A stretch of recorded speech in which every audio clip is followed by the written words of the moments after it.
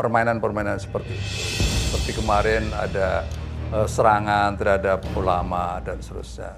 Kita tahu lah itu modus-modus lama itu.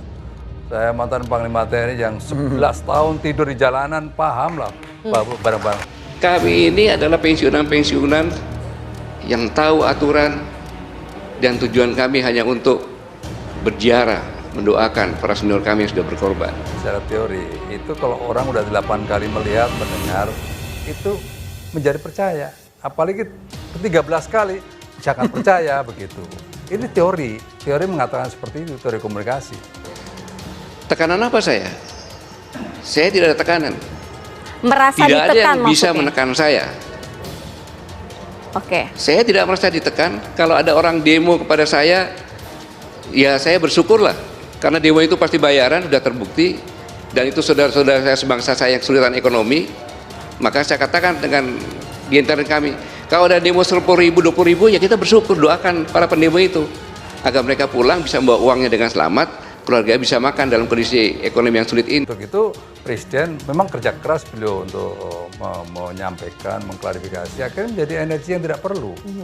Janganlah mengada-ngada, jangan begitulah, sama-sama anak bangsa. Salah saya apa? Undang-undang apa yang saya langgar? Walaupun saya mantan Panglima TNI, kalau memang saya berkaitan dengan hukum, kenapa nggak proses hukum saja? Kabar Harian mengabarkan.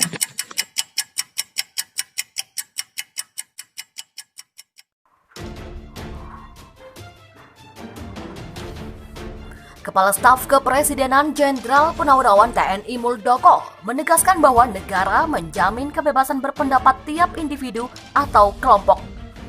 Hanya saja, mantan Panglima TNI ini menegaskan jika juniornya Gatot Nurmantio CS sudah mengganggu stabilitas politik, maka ada tindakan yang juga harus ditempuh. Tapi, jangan coba-coba mengganggu stabilitas politik. Kalau bentuknya sudah mengganggu stabilitas politik, semua pasti ada resikonya. Negara punya kalkulasi dalam menempatkan demokrasi dan stabilitas. Muldoko melihat kegaduhan belakangan ini yang dilakukan oleh kami sudah dihitung. Ia juga menegaskan pemerintah dan aparat meresponnya juga tergolong biasa. Menurut dia, kehadiran kami adalah dinamika politik dalam sebuah bernegara. Namun Muldoko kembali menegaskan, manakala itu sudah bersinggungan dengan stabilitas dan mulai mengganggu, maka ia mengingatkan kembali, negara punya kalkulasi. Sebelumnya, Presidium Koalisi Aksi Menyelamatkan Indonesia atau KAMI, Jenderal Purnawirawan Gatot Nurmantio sempat diprotes oleh sekelompok orang ketika mau melakukan tabur bunga di Taman Makam Pahlawan atau TMP Kalibata pada Rabu 30 September. Namun ratusan orang yang memprotes kedatangan Gatot itu langsung bubar saat didatangi oleh sejumlah ormas yang turut serta dalam kegiatan tabur bunga pahlawan revolusi bersama para purnawirawan TNI. Para demonstran yang memprotes Gatot kabur ke arah Cililitan, Jakarta Timur. Ormas yang ikut dalam kegiatan tabur bunga diantaranya Forum Komunikasi Putra Putri Purnawirawan atau FKPPI, Bang Japar, dan lainnya. Mereka mengawal kegiatan tabur bunga yang dipimpin oleh mantan Panglima TNI itu. Setelah masa yang memprotes kabur, selanjutnya Gatot bersama para purnawirawan pengawal kedaulatan negara berhadapan dengan personil TNI dan Polri. Bahkan, Gatot sempat bersitegang dengan Dandim Jakarta Selatan Kolonel Infanteri Ucu Yustia saat mau masuk ke area makam. Gatot mengotot pada saat itu ia mengatakan bahwa ia sebagai purnawirawan akan menghormati para pahlawan yang menjadi korban G30S PKI. Kemudian Dandim, Komandan Kodim Jakarta Selatan Kolonel Infanteri Ucu Yustia menyampaikan hanya melaksanakan tugas dan tidak ada maksud untuk melarang Jenderal Purnawirawan Gatot bersama para purnawirawan yang mau berziarah dan tabur bunga ke makam pahlawan. Isu kebangkitan Partai Komunis Indonesia atau PKI yang disampaikan ex-Panglima TNI Gatot Nurmantio ditepis oleh Kepala Staf Kepresidenan Muldoko. Senior Gatot di TNI itu menyebut tidak mungkin ada isu yang tiba-tiba muncul dan meminta untuk tidak menakuti masyarakat. Hal tersebut disampaikan Muldoko saat ditanya mengenai isu adanya ancaman PKI seperti yang diutarakan oleh Gatot. Muldoko ditanya apakah selama menjabat sebagai Panglima TNI, ancaman PKI tidak muncul atau bahkan muncul setelah Muldoko pensiun dari TNI. Lantas, apa kata Muldoko? Muldoko dalam wawancara dengan staf komunikasi politik kantor staf presiden atau KSP, seperti dikutip Detikcom, mengatakan dirinya sebagai pemimpin yang dilahirkan dari akar rumput bisa memahami peristiwa demi peristiwa, mengevaluasi peristiwa demi peristiwa, tidak mungkin datang secara tiba-tiba, karena spektrum itu terbentuk dan terbangun tidak muncul begitu saja. Muldoko lantas menyebut bisa saja sebuah peristiwa menjadi komoditas kepentingan tertentu. Muldoko menyebut narasi kebangkitan PKI yang digaungkan hanya untuk komoditas kepentingan pribadi. Muldoko pun menambahkan pendapat Gatot yang mengkaitkan pergantian dirinya dari posisi Panglima TNI karena ajakan nonton bareng film G30S PKI adalah pendapat yang subjektif. Padahal, Muldoko, Presiden Jokowi sebagai Panglima tertinggi Republik Indonesia, memiliki banyak pertimbangan soal pergantian Panglima TNI. Padahal, menurut Muldoko, Presiden Jokowi sebagai Panglima tertinggi Republik Indonesia memiliki banyak pertimbangan soal pergantian Panglima TNI.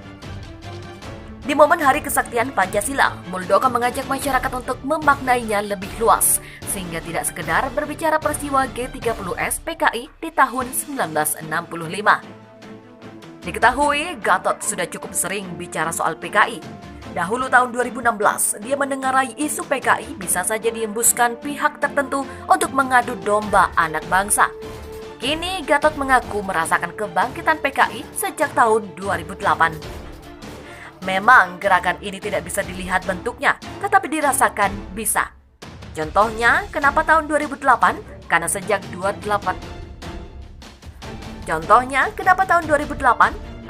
2008 itulah seluruh sekolah pelajaran soal G30S PKI ditiadakan. Ini adalah suatu hal yang sangat berbahaya. Demikian kata Gatot saat berbicara di kanal YouTube Hersubeno Point 21 September. Gatot juga curhat soal seorang sahabat di PDIP yang memintanya menghentikan perintah nonton bareng film G30S PKI pada 2017 silam.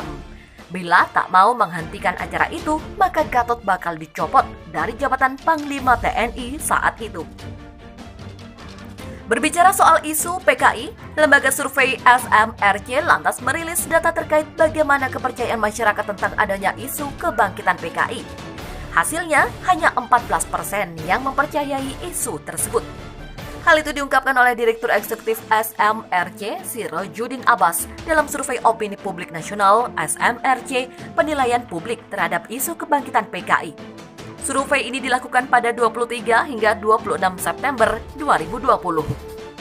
Total sampel 1.203 responden berusia 17 tahun ke atas yang dipilih secara acak dari koleksi sampel survei tatap muka yang pernah dilakukan SMRC sebelumnya. Total sampel 1.203 responden berusia 17 tahun ke atas yang dipilih secara acak dari koleksi sampel survei tatap muka yang pernah dilakukan SMRC sebelumnya. Survei dilakukan via telepon, margin of error survei diperkirakan 2,9% dengan tingkat kepercayaan 95%. Survei diawali pertanyaan, apakah masyarakat pernah mendengar isu kebangkitan PKI? Hasilnya, dari total responden, hanya 36% yang pernah mendengarnya, sedangkan sisanya tidak mengetahui. Dari responden yang mengetahui, ditanyakan lagi terkait kepercayaan masyarakat terhadap isu tersebut. Hasilnya, 38,7% percaya atau sebesar 14% dari total keseluruhan responden. Sirojudin mengatakan dari 14% itu jika dikelompokkan sesuai demografi masyarakat, mayoritas adalah beragam Islam dan beretnis Minang. Para demonstran yang memprotes Gatot kabur ke arah Cililitan, Jakarta Timur. Ormas yang ikut dalam kegiatan tabur bunga diantaranya Forum Komunikasi Putra Putri Purnawirawan atau FKPPI, Bang Japar, dan lainnya. Mereka mengawal kegiatan tabur bunga yang dipimpin oleh mantan Panglima TNI itu. Setelah masa yang memprotes kabur, selanjutnya Gatot bersama para purnawirawan pengawal kedaulatan negara berhadapan dengan personil TNI dan Polri. Bahkan, Gatot sempat bersitegang dengan Dandim Jakarta Selatan Kolonel Infanteri Ucu Yustia saat mau masuk ke area makam.